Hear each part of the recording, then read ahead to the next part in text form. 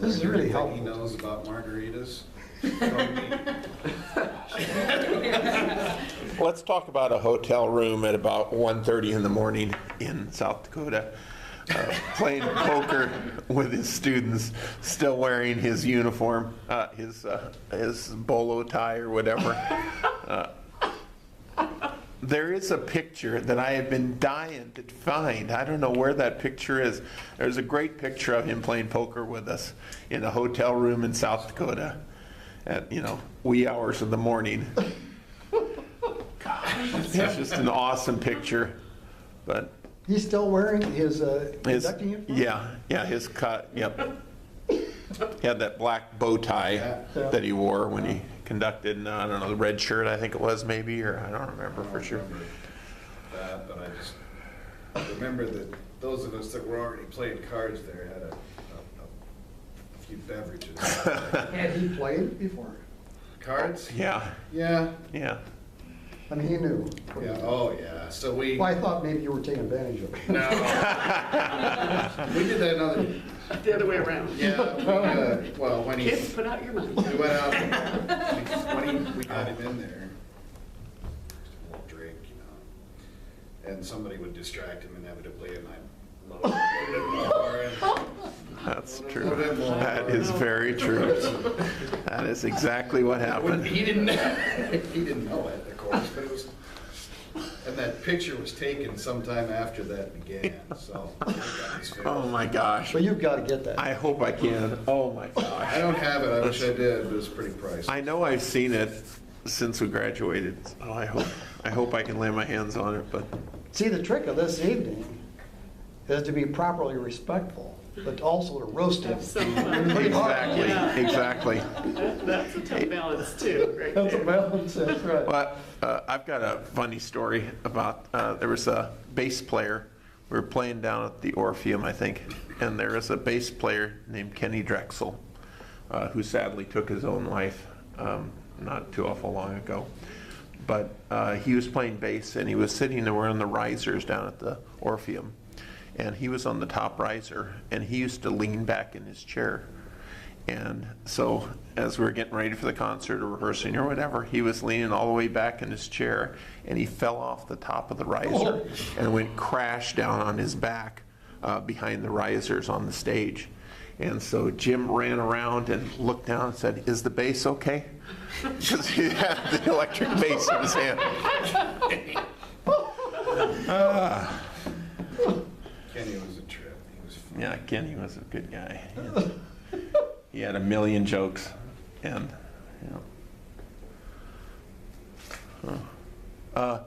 Lawrence Becker. Do you remember the lottery that we had? I do. Can you tell that story adequately? There was a student named Lawrence Becker, and I don't know if you want to list the name or not, but very, very poor student. He came, I think he lived down like by the river, like literally in a grass hut type thing almost. I mean, extremely poor. And he was in band for years with us. Yeah. And he had no money. I mean, the family had absolutely nothing, and I think he was like, he worked part-time jobs or something to provide moderate subsistence for his parents. I think it was extremely dire financial situations, and so I don't remember how it came about. Ruta could tell this story better, but decided to have a lottery where we picked. Everybody put their names in the hat, and whoever won got, I don't know. We put in money, I thought. Was that what it was? We put in, Yeah. all right, Like, yeah, okay. yeah, for a drawing. And so Jim had everyone put Lawrence's name was the only name in any of the hundreds of slips of paper in the hat. And so I think he had Lawrence come up and pull the name, and it was his. And so he got the money. And do you remember the other details? I don't. I just remember it was yeah, really yeah. a cool thing. That is. Yeah. Any other things? You were telling Eddie Edwards' story Yeah. This is another drunken band trip story. Let me stop the recording for a time. I'm just kidding. Oh, I forgot that part of it you were telling me. I just No, thought anyway. the room situation. Well, yeah, so we're in a hotel up, it might have been the same trip, I don't know. Yeah, I don't know. Those band trips all kind of run together. And so Jim was going down the hall telling everybody to get to their room and they had to get to sleep. We had to be up early in the morning for a performance and whatever. And so he was trying to get everybody to settle down and get in their rooms. And Ed saw him coming down the hall. So he saw a room that was propped open with a little door hook. And so he ducked in this room to hide from Saker. And so he was hearing Saker come down the hallway. And so pretty soon he decided to look out through the little peephole in the door to see if he was out there. And just then, wham, the door comes open and smacks him in the head. And Saker says, "What were you doing in there?" And he said, "I was hiding from you." So then he drags him by his shirt collar down to his room and puts him. He ducked into Dr. Saker's room. Right. He ducked in the Dr. Saker's room. That's where he was hiding. He said he should have been able to tell by the tie on the. Yeah. That same tie that I mentioned in that picture that I've got to find. I'm waiting to hear back from my sister Barb, who you know well. Yes? About Oh, yeah. her string bass Yeah, we were- flying off of his truck. I'm sure, wasn't it Burke that we were going to play at? Do you remember that? His S10 pickup when the bass was in the back? I don't. Anyway, well, we would go out to schools and do performances for, recruiting concerts, I suppose. And so we were going, I'm pretty sure it was out to Burke High School. And so Barb was driving his pickup for Which some is reason scary enough. because She's a little scary on the road. because she was the string bass player. So she had a 6-foot tall string bass in the back of Dr. Saker's pickup. And so flying down Dodge Street right about the interstate or West Roads, a gust of wind took it or whatever, and so it flew out of the back of his pickup, landing on the interstate and smashing into kindling wood. And he had some kind of a quip that came back after. I mean, it was a sad situation because it was a beautiful instrument that was utterly destroyed. But I don't remember what the response was. So hopefully Barb can fill us in on that. But he had lots Said of. something like, "Why couldn't it have been a clarinet?" Hey, Wait a minute. I had never heard that. She was probably too embarrassed to tell me that. It's probably gone. I'm sure. Maybe she wasn't driving it. Maybe she was just riding. Maybe But it he was her. driving. I mean, it was- Maybe it was him driving and she was riding along or something. I don't remember the details. I just remember one less bass. I know we were on a Europe trip. I think it was Lithuania. Yeah. And there was a group of us. We were getting ready to go out to a nightclub or something. And so we were on the elevator going down, and we were just like dancing and making These are words that you say. dice. That's Kai Sorensen's word. Anyways, so we were on the elevator coming down, and just then the doors opened. It was Dr. Saker, so we all just froze. And without saying anything, he came in and hit the door close button and proceeded to wait for us to leave. He didn't want to ride the elevator with us. That's hilarious. He doesn't know. Just You were there, and Sarah was there. I don't remember who else. Dr. Madsen had a story. He had 2 stories. One of them was clean, and one, Oh, the baton. the baton. Oh, Going up his nose? Yes. I didn't even know that. That's so good. Tell it again. I didn't know this story. I don't think any of us knew the story. But apparently he was standing backstage and he was poking the baton up his nose or something. And, Well, that's not the way I was told. oh, okay, well you tell it then.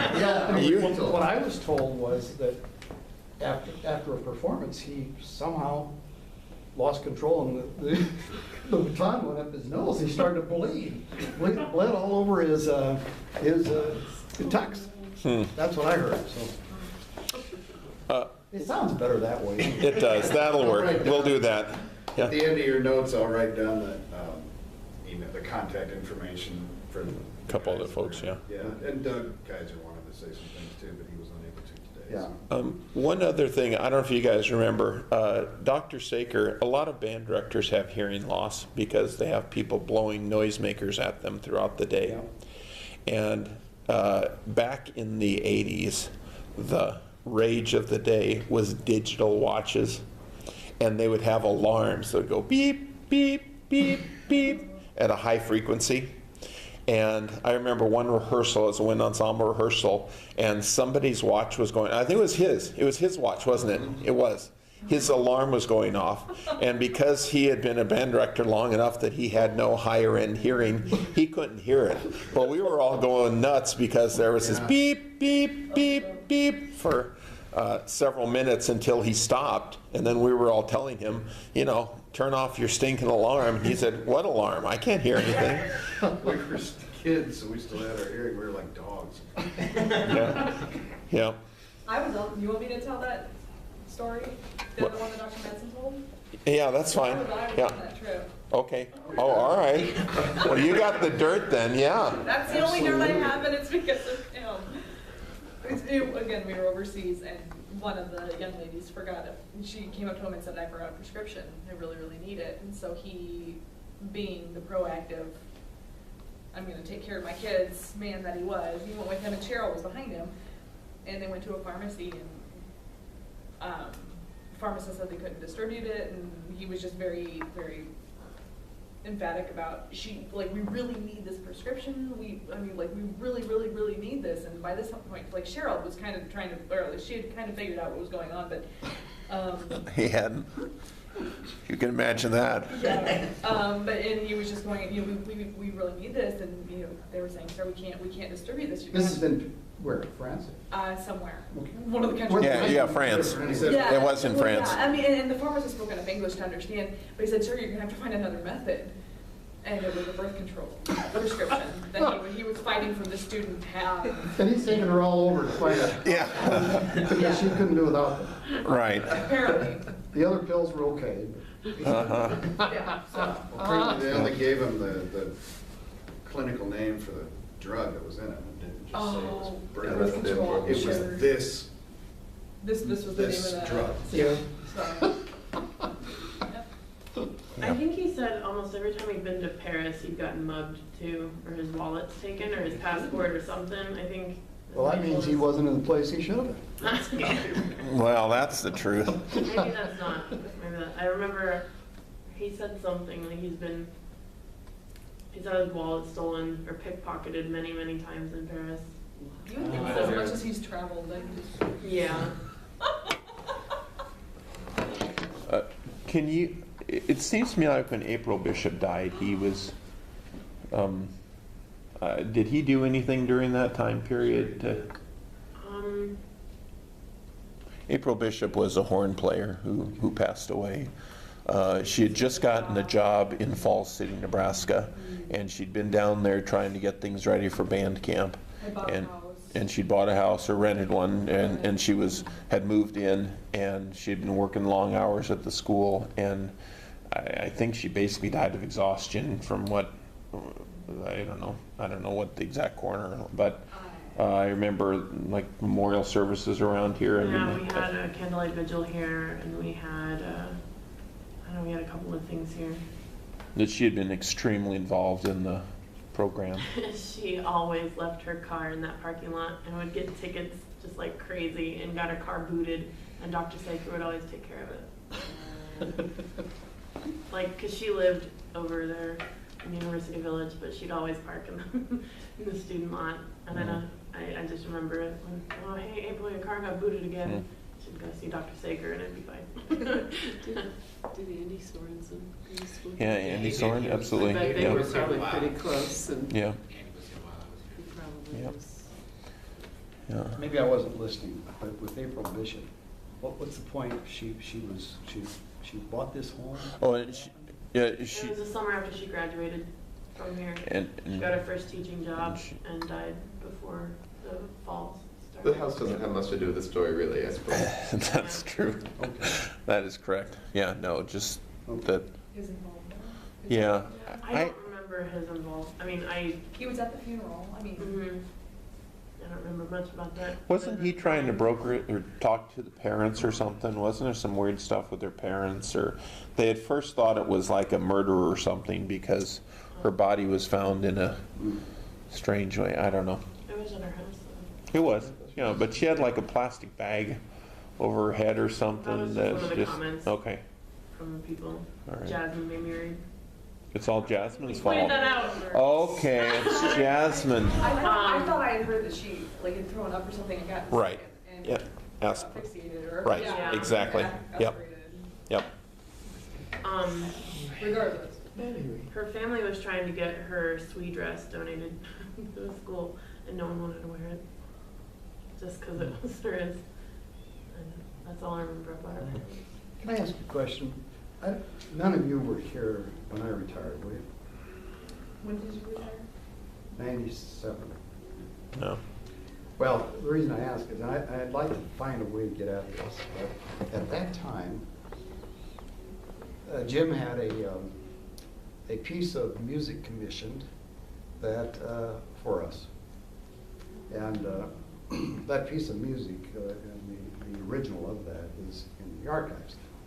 But anyway, I am quite sure, and I'm not unhappy about this, by the way, but I'm quite sure that I picked up somehow that piece was recommissioned on another occasion. And if it was, and I'd like to get to that, I don't know if there's anybody around who can verify that or anything else, because I'd love to use that. That would be funny.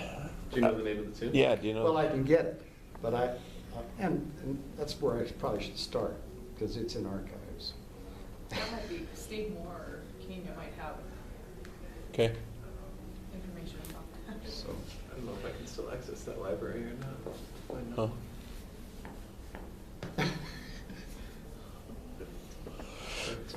What other Liz? things, anybody else have any stories of him helping people specifically, or? I think the story, by the way, that was in the World Herald and that Jim told me about. In fact, I called when Jim told me the story about his helping the person who had the arm on. I called Mike Kelly and I said, "This is a story you need to put in the paper." That told me so much about this man. I frankly would have been scared to death. I mean, I don't know that I could have acted like he did so quickly.